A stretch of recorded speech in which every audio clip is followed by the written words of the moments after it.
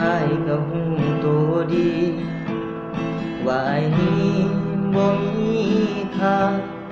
พอสิหลังแก้วตาบ่ให้ไปอ้ายคนนี้ที่มีก็แค่หัวใจบ่มีเงินมีทองมากมายคือจังเขา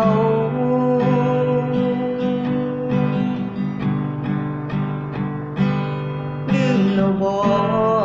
ที่เคยบอกว่าฮักกันสิบ่มีวันเปลี่ยนใจไปฮักคนอื่นเรื่องราวที่เคยเป็นมาตอกย้ำอ้ายอยู่ทุกคืนนอนคมคืน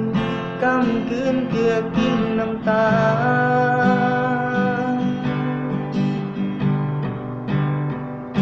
สิเห็นจังใดอ้ายสิมีค่าสำหรับใจเจ้าสิเห็นจังใด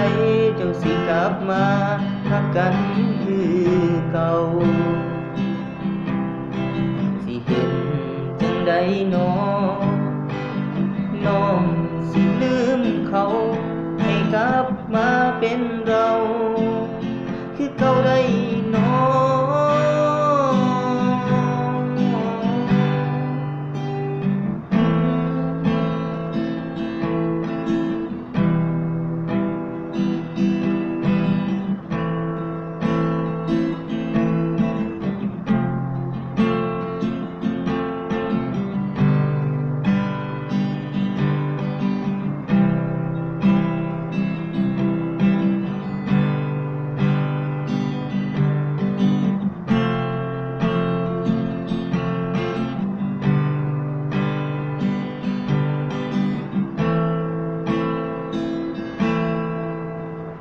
อ้ายคนนี้ที่มี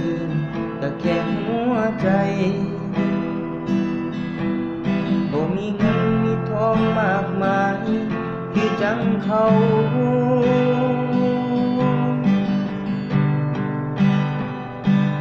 ลืมแล้วบ่ที่เคยบอก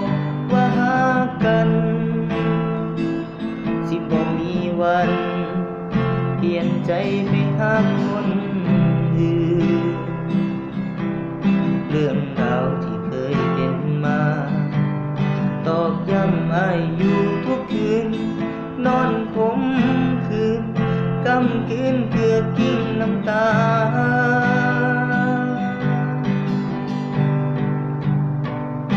สิเห็นจังใดอ้ายสิมีค่าสำหรับใจเจ้าสิเห็นจังใดเจ้าสิกลับมาฮักกันคือเก่าสิเห็น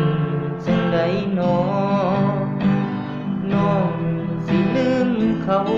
ให้กลับมาเป็นเราคือเก่าได้น้อสิเห็นจังใดอ้ายสิมีค่าสำหรับใจเจ้าสิเห็นจังใดเจ้าสิกลับมาฮักกันคือเก่าสิเห็นจังใดน้องสิลืมเขาให้กลับมาเป็นเราคือเก่าได้น้อ